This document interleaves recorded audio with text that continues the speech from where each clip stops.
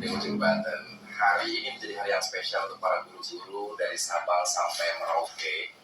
Sebab kenapa Hari Guru jatuh atau Napinincak di tanggal 25 November ini, aspek filosofi dan sejarahnya begitu sangat luar biasa. Kiprah para orang-orang pahlawan nasional kita dalam memperjuangkan dunia pendidikan, bahasa zaman kolonial penjajahan,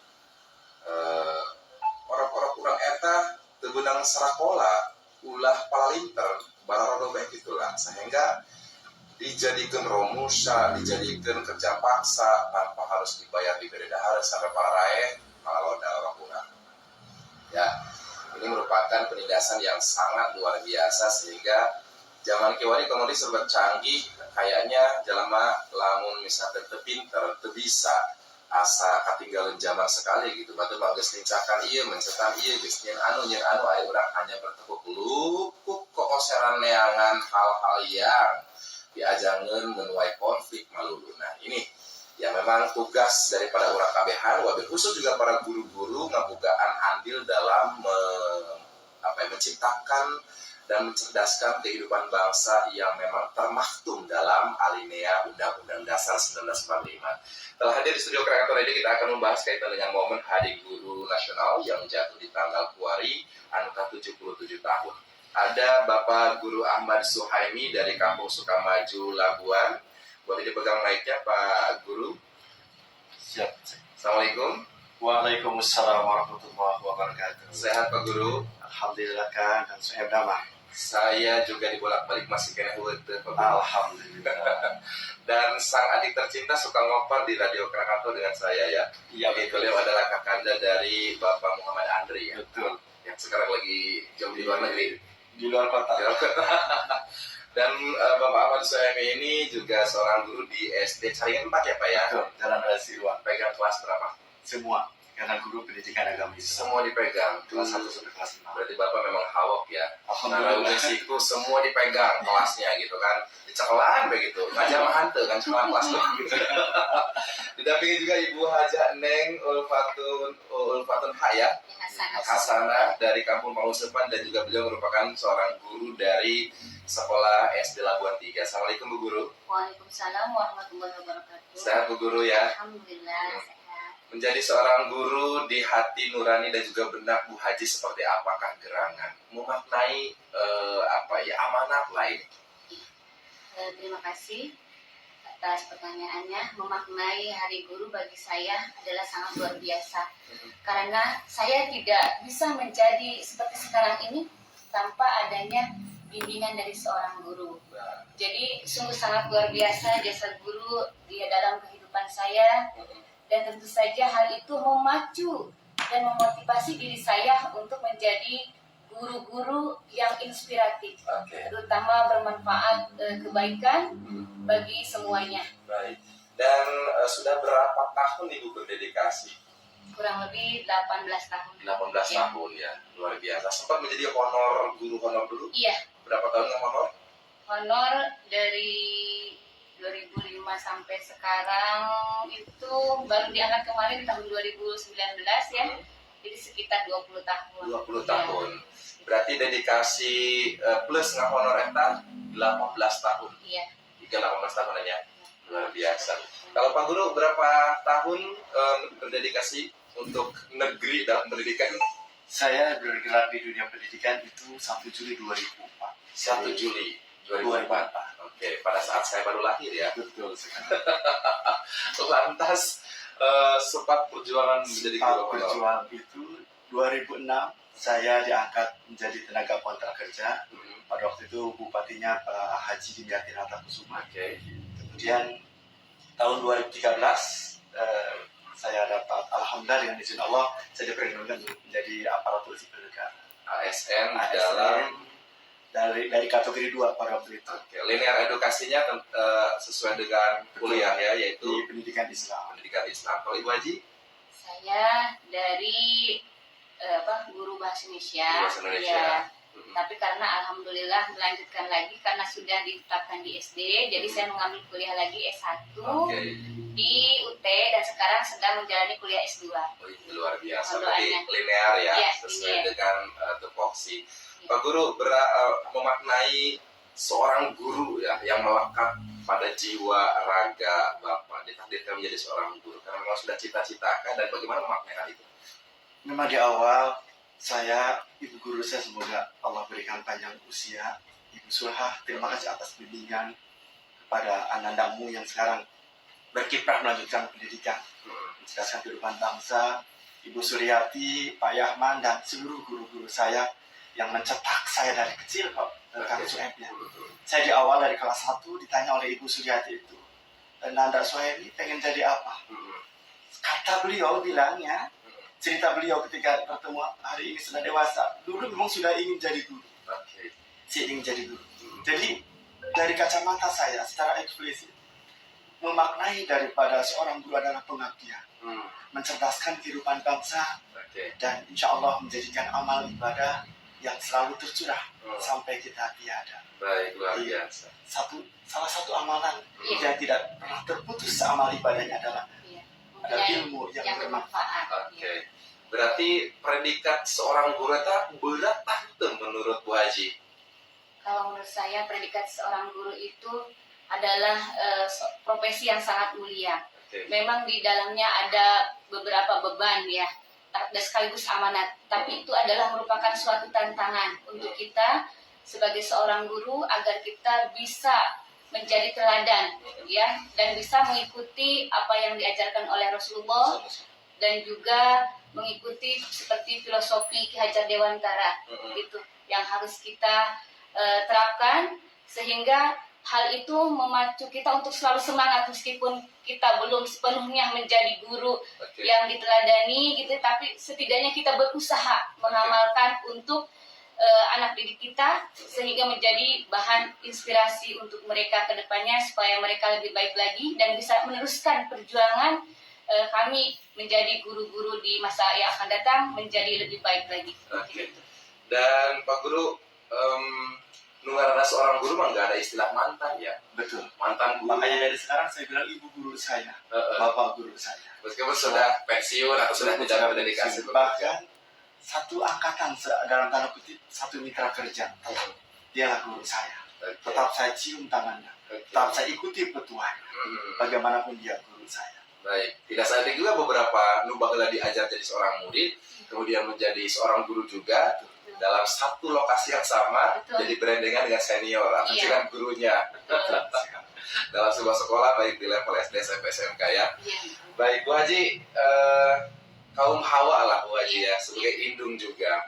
Kalau kaum Adam sebagai bapak juga. Bapak, ibu di rumah, bapak di rumah. Kemudian guru adalah menjadi sosok orang tua kedua di sekolah begitu. Dan ya karena lagi anak-anak ngaluyah ya, karakternya berbeda-beda. Bagaimana menghadapi hal itu ngagerok kita supaya memang didikan narempel. Baik. Yang pertama tentu kita harus luruskan niat kita dulu. Kita mengajar atau menjadi guru, kita harus niatkan ibadah karena Allah. Karena apabila kita tidak diniatkan karena Allah, nanti ada keluhan-keluhan sehingga yang menyebabkan semangat kita menjadi kurang ya. Tapi karena kita dilandasi niat ibadah karena Allah, pengabdian untuk mendidik generasi-generasi bangsa, maka ada solusi ya, petunjuk istilahnya dari Allah ya, untuk kita bagaimana menghandle anak-anak tersebut, dan juga kita terus banyak belajar ya. Apalagi alhamdulillah saya sama Pak Ustadz sekarang sedang menjalani guru penggerak ya. Jadi dapat ilmu-ilmunya dari situ tentang cara-cara mendidik anak. Apalagi tadi dikatakan bahwa setiap anak itu unik dan juga setiap anak itu adalah baik dan hebat, tergantung kita sebagai gurunya yang mendidiknya atau yang menuntunnya. Dan kita sebagai guru harus bersifat among atau menuntun. Dan juga terkadang untuk setiap murid itu diperlukan pendekatan khusus sehingga ada pembelajaran berdiferensiasi. Gitu, berarti memang di Wadahan Dina Persatuan Guru Republik Indonesia ETA ada pembekalan kompetensi begitu. Betul, ya. Diasah juga minat betul. juga bakat seorang guru untuk bisa diaplikasikan implementasikan sama murid-muridnya ya. Pak Guru, seperti tadi dikatakan bahwa ngajar di sekolah gitu kan, menghadapi beberapa karakter anak yang berbeda-beda. Nah, ini tata cara metode waktu keur baheula berkaca ya, barometer zaman Pak Guru Ahmad baheula ujung kuari kan, itu kan setiap zaman pasti ada tantangan dan metodenya berubah-ubah. Bagaimana cara menyesuaikan agar memang target sampai pelajaran karena objek kita, karena anak-anak kita, meskipun perbedaan cara begitu. Betul. Terima kasih Kak. Intinya guru harus terus belajar dan terus mengembangkan diri. Makanya kata Bapak Nadiem Makarim, guru yang terus belajar adalah guru pemilik masa depan. Tapi kalau guru yang berhenti belajar, maka guru pemilik masa kini. Kita ambil saja contoh kecil saja tentang HP atau Android. Nokia itu tidak mau menyesuaikan diri, tidak mau mengembangkan diri, dan itu saja. Maka dia tergilas zaman, ketinggalan dan tidak ada yang pakai lagi. Kalau seandainya Nokia berubah menjadi Android, ada WA, ada YouTube dan lain sebagainya. Dan itu ketinggalan juga ya. Nah itu Karena pindah ke Android ketinggalan juga. ketinggalan juga, pada orang lain sudah pada kemana. Jadi intinya, ketika kita mendidik anak dalam segala apapun, dalam segala lini baik SD, SMP maupun apapun, terus belajar dan terus mengembangkan diri. Makanya tadi betul tadi yang disampaikan oleh Bu Haji. Kami alhamdulillah Agustus ya kemarin 24 Agustus kita resmi menjadi guru penggerak, dan pendidikannya itu selama 6 bulan penuh, dan kontribusi untuk pendidikan itu adalah selalu tergerak, bergerak dan menggerakkan. Seperti itu. Jadi guru bergerak, Indonesia maju. Demikian. Makanya tema yang diangkat hari ini adalah guru bangkit, pulihkan pendidikan, Indonesia kuat, Indonesia maju. Itu untuk tema umum. Untuk tema umum. Dan sebenarnya untuk kita juga ada ya, untuk penggerakan serentak berinovasi, wujudkan merdeka belajar. Dan memberantas kebodohan ini tidaklah mudah begitu ya. Bukan hanya tanggung jawab para guru, tapi cenderung warga masyarakat adalah menyoroti gurunya. Ketika anak bodoh, berarti gurunya itu disalin. Ketika anak tiba-tiba di sekolah suka karena dihadapi ku guru BK, berarti gurunya tuh bisa gitu. Selalu saja disudutkan para gurunya. Bagaimana menghadapi hal ini, Bu Haji?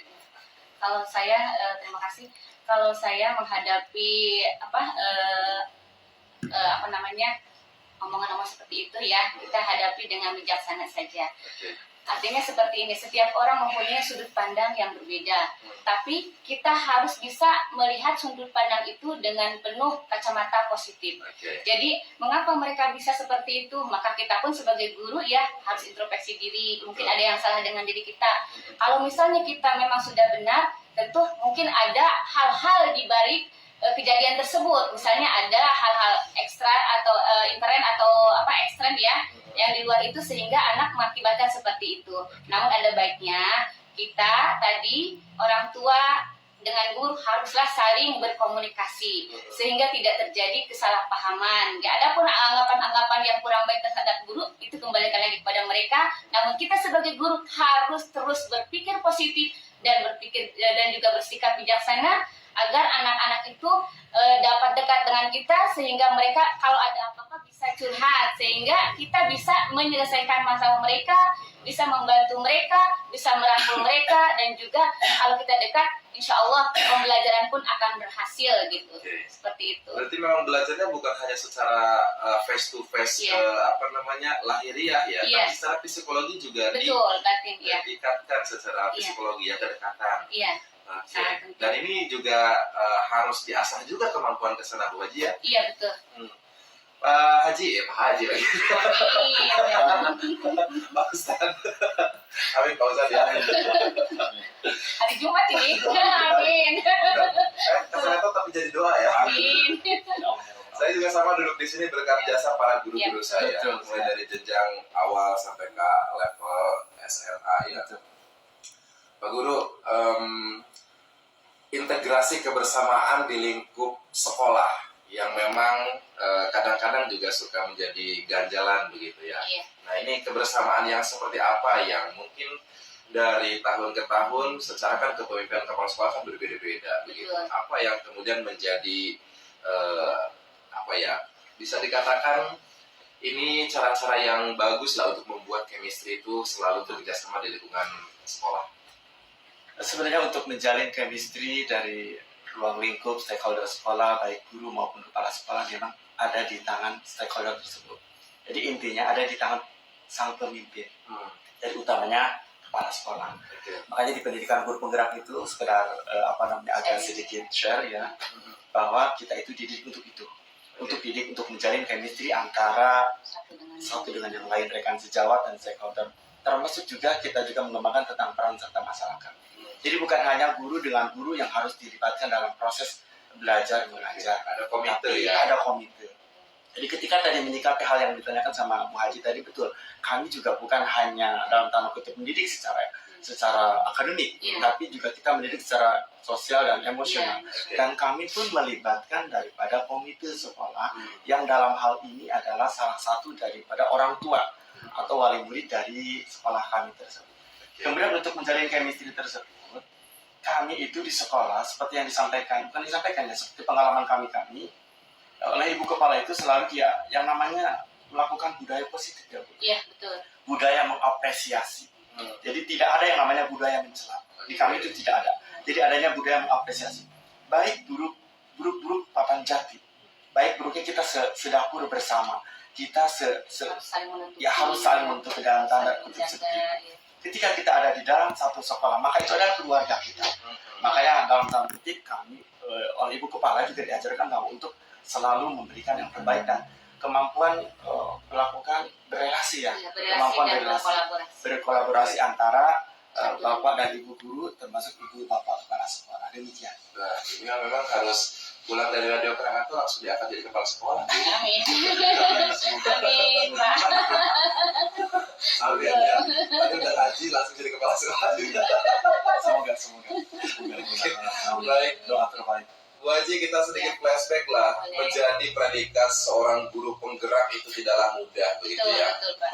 Banyak tanggung jawab dan banyak juga hal yang harus dilakukan untuk bisa mengasah kompetensi diri. Iya, betul. Jadi pionir untuk guru-guru yang lain. Betul. Bahkan juga berdirinya sekarang seorang Bu Haji dan juga Pak Ustadz, Pak Guru ya, tidaklah mudah. Waktu bahula perjuangan untuk menjadi seorang honorer, kemudian diangkat ASN, bahkan juga ngadukur gaji dirapel 3 bulan sekali. Betul. Bos aja ya. Sementara kan pegawaian sarua, sarua jemburu ASN. Iya. Tapi hak nama gitu kan, hak nama ya kan, dagang naun gitu kan. Boleh diceritakan sedikit nggak perjuangan waktu terbaheula, masa-masa perjuangan menuju ke ASN, kemudian waktu terhonorer itu kayak gimana secara deskripsinya? Baik, terima kasih. Kalau perjuangan ketika honorer mungkin sangat menyedihkan ya. Yang pertama tadi itu, karena kita niatkan ibadah, pengabdian, berapapun dibayar atau tidak dibayar, tetap jalan. Bismillahirrahmanirrahim. Allah la haula wala quwata illa billah. Itu berangkat di rumah, kita mengabdi untuk negara, mencerdaskan anak-anak bangsa.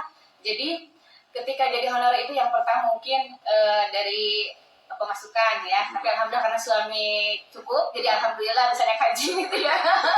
Meskipun tidak dari sekolah, tapi alhamdulillah gitu ya. Karena niatan tadi ya. Ya, kita niatan ibadah ya.